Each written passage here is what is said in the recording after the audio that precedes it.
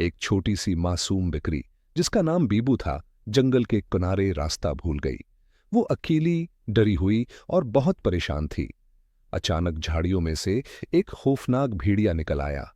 उसकी आंखें चमक रही थीं और वो गराया, आज तो मजे आ गए, नाश्ता तैयार है। बीबू खौफ से कांपने लगी, मगर उसे अपनी मां की बात याद आई। बेटा, चाहे कितना भी डर लगे, कभी हिम्मत न हारना। बीबू ने हिम्मत की और कहा, ठहरो, मुझे खाने से पहले मेरी जादुई गाना सुन लो, जो जंगल के जानवरों को निचाने पर मजबूर कर देता है। भेड़िया हैरान होकर रख गया। अच्छा, तो सुनाओ। बीबू ने ऊंची आवाज में गाना शुरू कर दिया। पास ही दरख्त पर एक अक्लमंद कौवा बैठा सब सुन रहा था। उसने फौरन फार्म की तरफ उड़ान भरी और किसान को खबरदार कर दिया।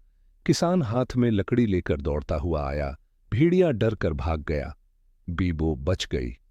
उसकी होशियारी और उम्मीद ने उसकी जान बचा ली। बीबो मुस्कुराई, किसान के साथ घर वापस चली गई। कहानी का सबक, छोटे दिल से नहीं, बड़ी हिम्मत से जीत होती है। कभी हार न मानो।